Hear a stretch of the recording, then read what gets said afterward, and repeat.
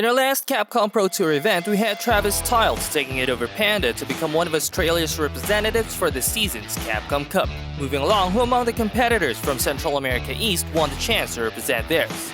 Let's find out. To start things off, let's take a quick look at the players who made it out of their pools to reach top 16.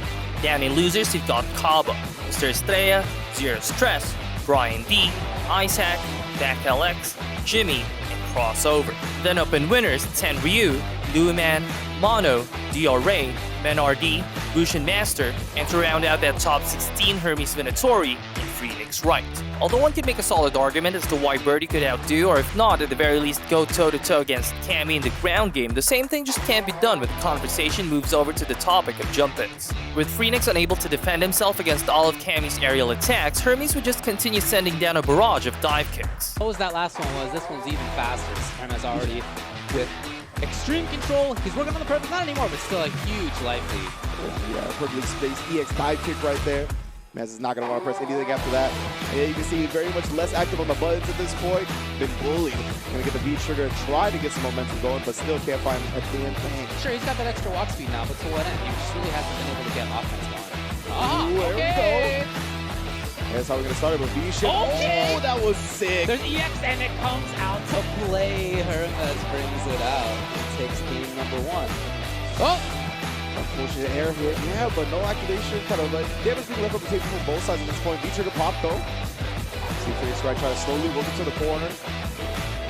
Well, if there's anything too risky, just get them walking back, but not a big enough threat to discourage it. Yeah, it's Hermes with the offense yet again. He's right back in there yet again. That tech, super important. Oh, what timing! Unbelievable timing by Hermes. He just happened to go up into the sky at that exact moment the EX Dolphin came out, and that is a 2-0. After his defeat, Freenix would then head down to the second round of losers top 16, where he'll either face Zero Stress or Bryan-D. Knowing full well that his opponent was looking to punish Guile's Sonic Boom with Ed's V skill, Bryan-D would in turn become a bit more reserved with his projectiles, opting to fight Zero Stress a little more up close. But although the strategy may have looked to be quite effective, it would seem that Bryan-D wasn't totally accustomed to fighting this way, shown by the inconsistency of his meaty timings on Wake-Up, making him lose not only the momentum but even the lead. Yeah, 100%. I really like the adjustment from Bryan-D, noticing that he really caught on to his Sonic Boom timing, started using like a Soul Bot, using more normals to blow up that projectile inbound move. Fierce, respect it. Just gotta check on the other side. I like that afterwards, that slight hesitation from Bryan after the crouch jab as well, seeing if Zero Stress will bust out. He has a lot of meter on his side. Bryan-D mounting the corner for himself. And maybe not for long. Yeah, here he is. Full on corner. We haven't seen the EX wake up quite yet from Zero Stress. There it is, called out by Bryan-D. And he's gonna be working on stun, and this should be the game. Oh yeah. Okay, all right. That's definitely Bryan-D. Building to that CA for insult to injury. Getting stressed for sure. Yeah, the EX comes out to play. Yeah, you can feel it. You can feel the anxiety building with his back to the corner right there. But Bryan, realizing the EX Sonic Boom, trying to maintain his future control. The slowness of that EX came out. That's so big bummer. unfortunate. It's not enough. He's on a pixel here. Oh my goodness, and he's still showing no fear. Just waking up with buttons, activating the V-trigger off of it as well. Putting that pressure on. Oh, it's not your turn to play. Zero Stress, bringing it all the way back.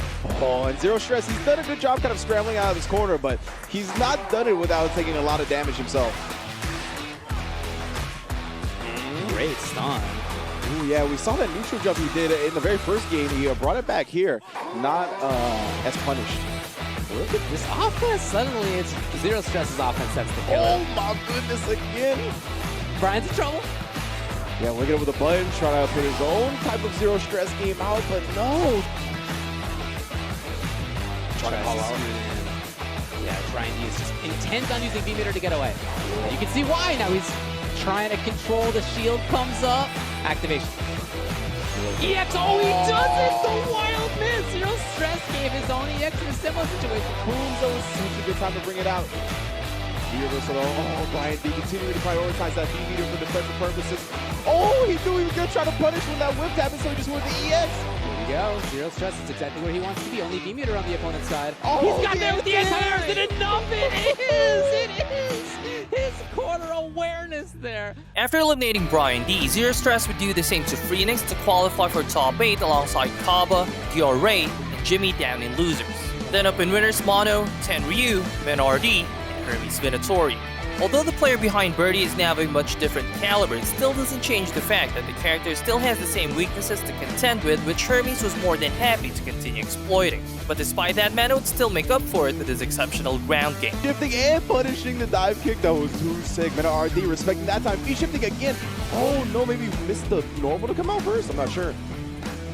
So again, we have a situation where Hermes is up in life. Maybe not anymore. Nice buffer. Now he needs to find his way back in. It has been air approach. He's been able to whiff punish as well, but Mena's not giving him any looks on normals right now.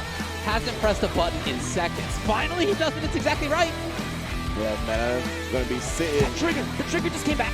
Look at the time. It's not gonna matter as the MenaRD takes game number 1. Look out, Hermes is here. Another V shift doesn't actually get the slow-mo, but still gets him out of dodge for now. Oh, back to back with the crouch fears all the way into the CA, and I mean, Cammy don't got the health to survive this one, fam. See you next game. Trigger.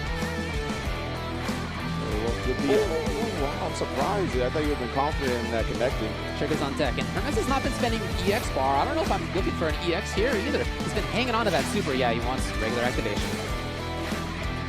And he knows he's got another round to go as well, so if some meter can be good served here, that would be ideal, but just spin whatever you can to get the W. Yeah, if he gets the right combo right now, he can kill Birdie before Trigger's even an issue. I don't know if that's going to come up. Look at the time now, 17. MenaRD with his V-shift out of there, and now what harassment? Not dead yet, but so close. Yeah, at this point, you got to go in. MenaRD's going to be content to take throws all day, every day. Can you do this? Oh my God, he actually got hit for a second, but still, yeah. What are you going to do, right? At least watch your cinematic as you exit winner's side. After his defeat, Hermes would then head down to the losers quarterfinal and eliminate DR Wright. Unfortunately for Hermes, his run would come to an end after getting eliminated by Zero Stress in the losers semifinal. Zero Stress would then advance forward to face Mono in the losers final. What looked to be like a case of character unfamiliarity, Zero Stress just seemed helpless against Mono's Fong. Clueless as to when he should attack or defend, Zero Stress could only hope that forcefully taking back his turn using reversal EX uppers would hit its mark each and every time. What a first round from Mono. Yeah, so far we're definitely seeing some stuff that Zero Stress isn't accustomed to. Oh, he tried to cycle cover after that, but Mono still has not been hit in either round. He's taking a little bit of chip damage this round, but still not actually been made to bleed. Still doing it. Yeah. Still on the other side. Yeah, nullifies the fireball as it approaches. He's still there, but that's not been touched. Only chip. Yeah, man. Again, just putting out the poison for full screen. Gonna make him go past that. Try to commit to nullify it, and my goodness, it might as well have been a double perfect. Mono not taking any type of significant damage whatsoever. But it's all about getting there, right? And at this point, he has not found his way to do so. Zero Stress. The best defense is a good offense, especially when you don't know the matchup.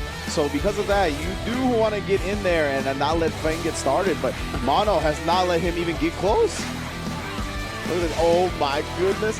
He has taken one strike. It was a crouch medium punch.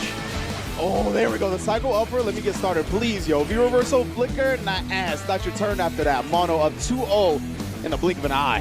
He does it after the jump in. Gets crouch counter punch for it. Now you got the corner. Oh, bust out. Do what you can at this point, right? Zero Stress. That's what has found him hits. What a backdash. Avoiding the V skill right there.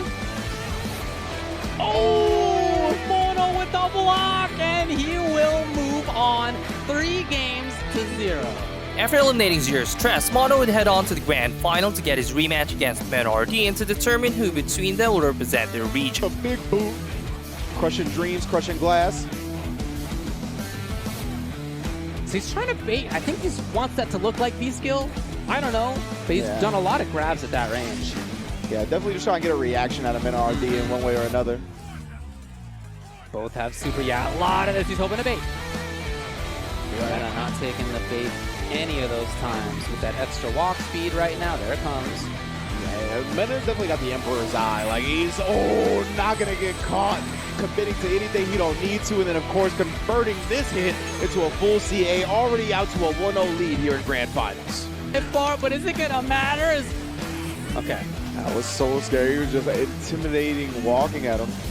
Oh, nice. Gets to the other side. We know about it, right? You mentioned even before, when you're familiar with the mix-ups, they're still deadly, and just meeting with the stand light kick back to back with it. This time, dodging the heavy kick. Tried to steal a turn with the roundhouse. It was too much. Mena got there instead with the light. Clutch throw, honestly. That totally broke the momentum that MenaRD was about to build. And then I love that, keeping it compact after mono. Putting himself on the board 2-1 just like that. Charge. My goodness, it's so unfortunate he didn't have the charge rate because the cross-up blows that up and resets with the throw. He's able to take the life lead from it. He's going in. Oh. Thrown out of the roundhouse. I can't believe it. He's in big trouble. There's Mena sealing the deal. 3-1 to take CPT. So that's it for the first event in Central America East for the Capcom Pro Tour 2021. Congratulations to MenaRD for becoming one of the region's representatives for this season's Capcom Cup. Next up, we'll have the Republic of South Africa, so make sure you won't miss out on that. Check out the links below for more Capcom Pro Tour news and information. Also, if you enjoyed this video or found it helpful, don't forget to show your support by leaving a like, sharing it with your friends, and by subscribing so you won't miss out on the latest recap from my channel. That's it for me for now. Until next time.